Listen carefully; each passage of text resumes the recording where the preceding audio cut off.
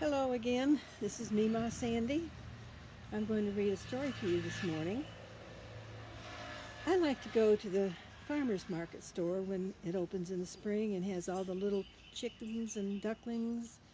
They're so tiny and fluffy and cute, and I just love to sit and look at them. I can't imagine a fluffy yellow duckling ever being thought ugly. Can you?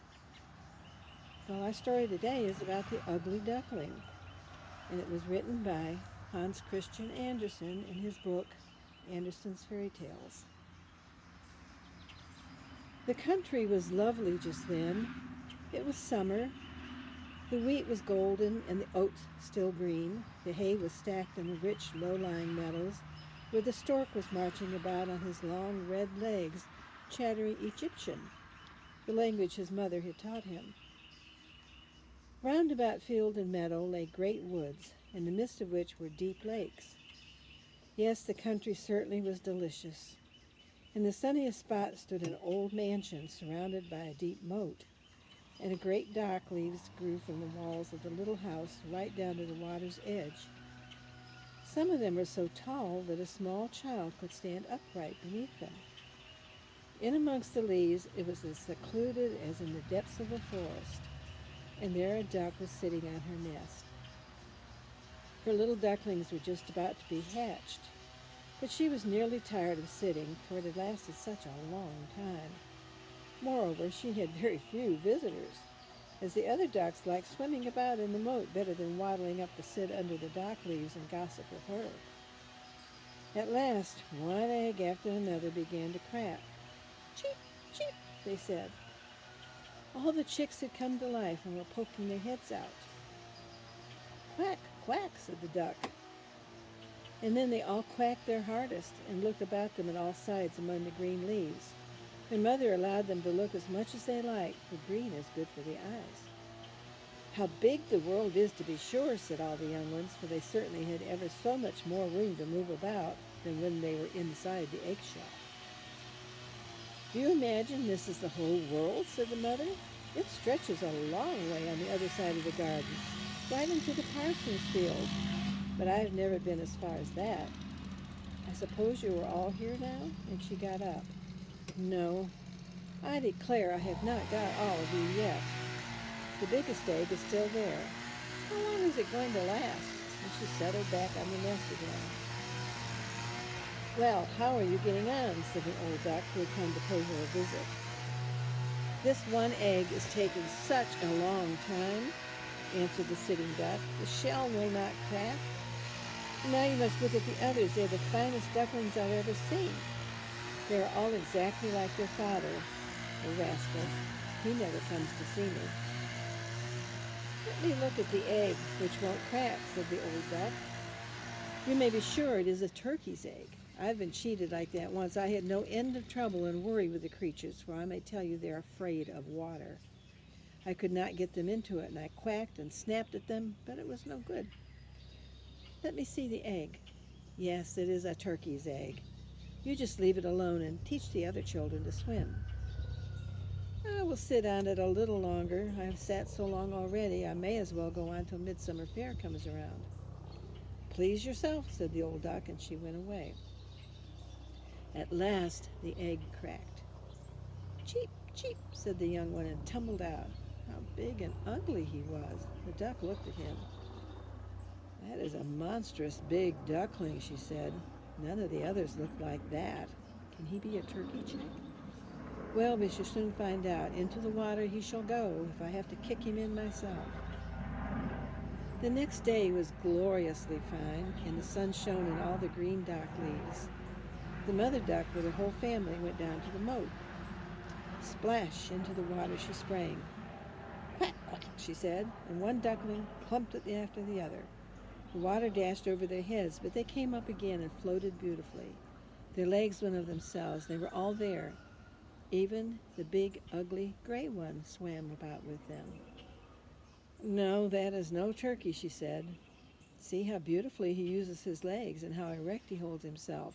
He is my own chick after all. He's not so bad when you come to look at him properly. Quack, quack. Now come with me and I will take you into the world and introduce you to the duck yard. but keep close to me all the time so that no one may tread upon you, and beware of the cat." Then they went into the duck yard.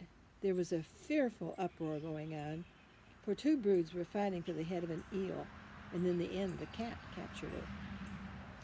"That's how things go in this world," said the mother duck, and she licked her bill, for she wanted the eel's head for herself.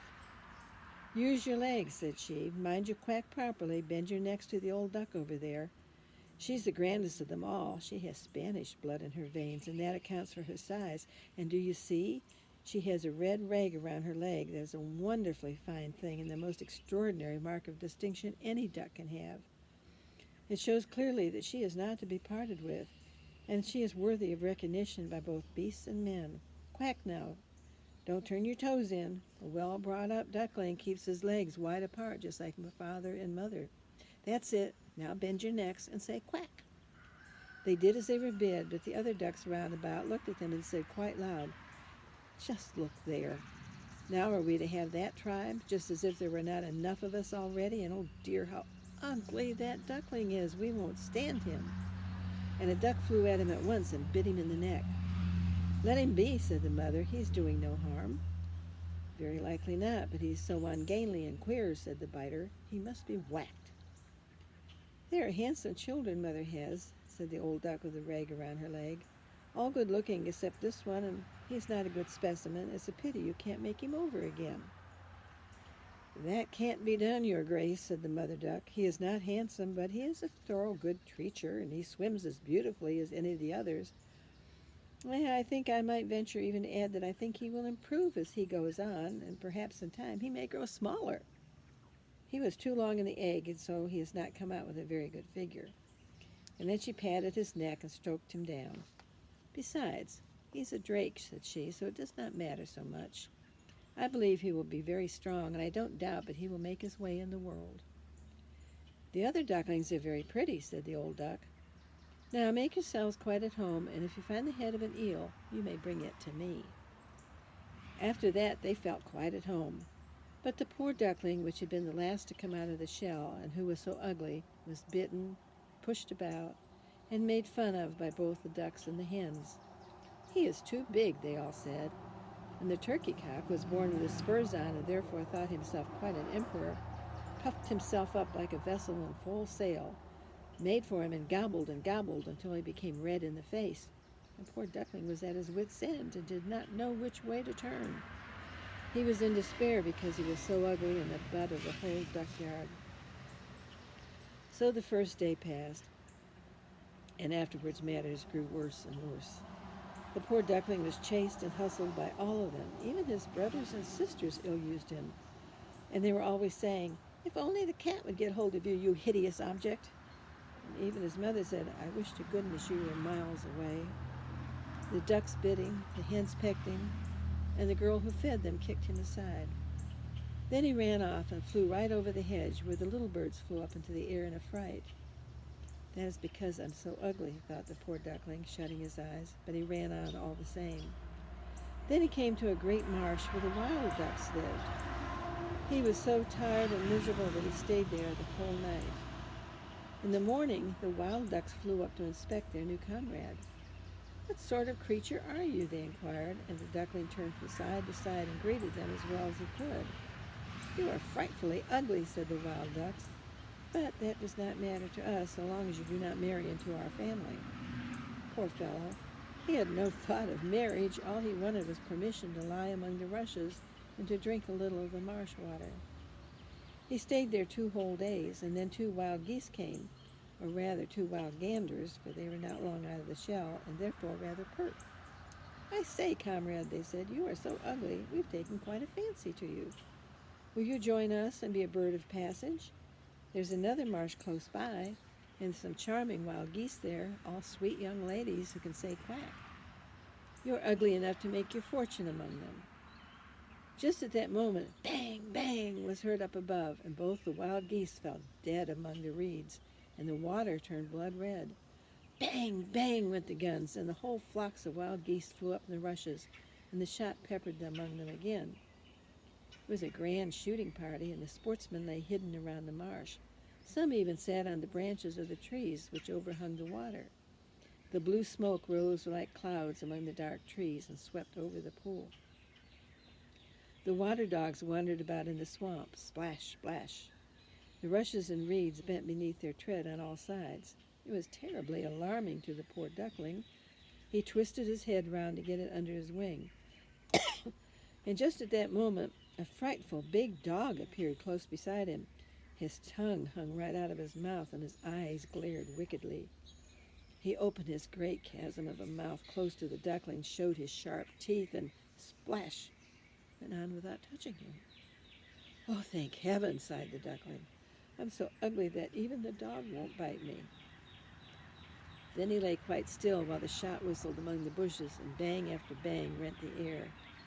It only became quiet late in the day, but even then the poor duckling did not dare to get up. He waited several hours more before he could look about, and then he hurried away from the marsh as fast as he could. He ran across fields and meadows, and there was such a wind that he had hard work to make his way. Toward night he reached a poor little cottage. It was such a miserable hovel that it could not even make its mind which way to fall, and so it remained standing. The wind whistled so fiercely round the duckling that he had to sit on his tail to resist it, and it blew harder and harder. Then he saw the door had fallen off one hinge and hung so crookedly that he could creep into the house through the crack, and by this means he made his way into the room. An old woman lived there with her cat and her hen. The cat, which she called Sonny, could arch his back, purr, and give off electric sparks, that is to say, if you stroked his fur the wrong way. The hen had quite tiny short legs, and she was called Chucky Lowlegs. She laid good eggs, and the old woman was as fond of her as if she'd been her own child. In the morning, the strange duckling was discovered immediately, and the cat began to purr and the hen to cluck. "What on earth is that?" said the old woman, looking round, but her sight was not good, and she thought the duckling was a fat duck which had escaped. "This is a capital find," said she. "Now I shall have duck's eggs, if only it's not a drake. We must find out about that." So she took the duckling on trial for 3 weeks, but no eggs made their appearance. The cat was the master of the house, and the hen the mistress, and they always spoke of we and the world, for they thought they represented half the world, and that quite the better half. The duckling thought there might be 2 opinions on the subject, but the cat would not hear of it. "Can you lay eggs?" she asked. "No." "Will you have the goodness to hold your tongue then?" And the cat said, "Can you arch your back and purr and give off sparks?" "No." "Then you better keep your opinions to yourself when people of sense are speaking." The duckling sat in the corner nursing his ill humor and began to think of the fresh air and the sunshine. An uncontrollable longing seized him to float on the water, and at last he could not help telling the hen about it. "What on earth possesses you?" she asked. "You have nothing to do. That's why you get these freaks in your head. Lay some eggs or take to purring and you'll get over it." "But it's so delicious to float on water," said the duckling. "So delicious to feel it rushing over your head when you dive to the bottom." "That would be fine amusement," said the hen. "I think you have gone mad. Ask the cat about it. He's the wisest creature I know. Ask him if he is fond of floating on the water or diving under it. I say nothing about myself. Ask our mistress yourself, the old woman. There is no one in the world cleverer than she is. Do you suppose she has any desire to float on the water or to duck underneath it?" "You do not understand me," said the duckling. "Well, if we don't understand you, who should? I suppose you don't consider yourself cleverer than the cat or the old woman, not to mention me. Don't make a fool of yourself, child, and thank your stars for all the good we have done you. Have you not lived in this warm room and in such society that you might have learnt something? But you are an idiot. There is no pleasure in associating with you. You may believe me, I mean you well. I tell you home truths, and there's no surer way than that of knowing who are one's friends. You just see about laying some eggs, or learn to purr, or to emit sparks." "I think I will go out into the wide world," said the duckling. "Oh, do so by all means," said the hen. So away went the duckling. He floated on the water and ducked underneath it, but he was looked askance by at every living creature for his ugliness. Now the autumn came on. The leaves in the woods turned yellow and brown. The wind took hold of them, and they danced about. The sky looked very cold, and the clouds hung heavy with snow and hail. A raven stood on the fence and crowed, caw, caw, from sheer cold. It made one shiver only to think of it. The poor duckling certainly was in a bad case. One evening, the sun was just setting in wintry splendor when a flock of beautiful large birds appeared out of the bushes. The duckling had never seen anything so beautiful. They were dazzlingly white with long, waving necks. They were swans, and uttering a peculiar cry, they spread out their magnificent broad wings and flew from the cold regions to warmer lands and open seas. They mounted so high, so very high, and the ugly little duckling became strangely uneasy. He circled round and round in the water like a wheel, craning his neck up into the air after them. Then he uttered a shriek so piercing and so strange that he was quite frightened by it himself. Oh, he could not forget those beautiful birds, those happy birds. And as soon as they were out of sight, he ducked right down to the bottom. And when he came up again, he was quite beside himself. He did not know what the birds were or whither they flew, but all the same he was more drawn towards them than he had ever been to any creatures before. He did not envy them in the least, for how could it occur to him even to wish to be of such a marvel of beauty? He would have been thankful if only the ducks would have tolerated him among them. Poor ugly creature. The winter was so bitterly cold that the duckling was obliged to swim about in the water to keep it from freezing. But every night the hole in which he swam got smaller and smaller, and then it froze so hard that the surface ice cracked, and the duckling had to use his legs all the time so that the ice should not close in around him. At last he was so weary he could not move no more, and he was frozen fast into the ice. Early in the morning a peasant came along and saw him. He went out onto the ice and hammered a hole in it with his heavy wooden shoe, and carried the duckling home to his wife. There it soon revived. The children wanted to play with it, but the duckling thought they were going to ill-use him, and rushed in his fright into the milk pan, and milk spurted out all over the room. The woman shrieked and threw up her hands, and then it flew into the butter cask, and down into the meal tub and out again. Just imagine what it looked like by this time. The woman screamed and tried to hit it with the tongs, and the children tumbled over one another in trying to catch it, and they screamed with laughter. By good luck, the door stood open, and the duckling flew out among the bushes in the new-fallen snow, and it lay there thoroughly exhausted. But it would be too sad to mention all the privation and misery it had to go through during the hard winter. When the sun began to shine warmly again, the duckling was in the marsh, living among the rushes. The larks were singing, and the beautiful spring had come. Then all at once it raised its wings, and they flapped with much greater strength than before, and bore him off vigorously. Before he knew where he was, he found himself in a large garden where the apple trees were in full blossom, and the air was scented with lilacs, the long branches of which overhung the indented shores of the lake. Oh, the spring freshness was so delicious. Just in front of him, he saw 3 beautiful white swans advancing toward him from the thicket. With rustling feathers, they swam lightly over the water. The duckling recognized the majestic birds, and he was overcome by a strange melancholy. I will fly to them, the royal birds, and they will hack me to pieces, because I, who am so ugly, venture to approach them. But it won't matter. Better to be killed by them, to be snapped at by the ducks, pecked by the hens, or spurned by the hen wife, or suffer so much misery in the winter. So he flew into the water and swam toward the stately swans. They saw him and darted toward him with ruffled feathers. "Kill me, oh, kill me," said the poor creature, and bowing his head toward the water, he awaited his death. But what did he see, reflected in the transparent water? He saw below him his own image, but he was no longer a clumsy dark gray bird, ugly and ungainly. He himself was a swan. It does not matter in the least having been born in a duck yard, if only you come out of a swan's egg. He felt quite glad of all the misery and tribulation he'd gone through. He was the better able to appreciate his good fortune now and all the beauty which greeted him. The big swans swam round and round him and stroked him with their bills. Some little children came into the garden with corn and pieces of bread which they threw into the water. and the smallest one cried out, "There is a new one!" The other children shouted with joy, "Yes, a new one has come!" And they clapped their hands and danced about, running after their father and mother. They threw the bread into the water, and one and all said the new one was the prettiest. He was so young and handsome. And the old swans bent their heads and did homage before him. He felt quite shy and hid his head under his wing, did not know what to think. He was so very happy, but not at all proud. A good heart never becomes proud. He thought of how he'd been pursued and scorned, and now he heard them all say that he was the most beautiful of all beautiful birds.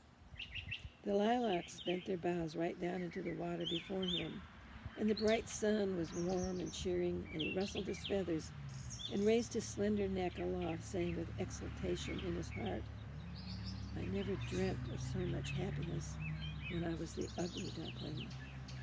The end. The Ugly Duckling by Hans Christian Andersen. See you tomorrow.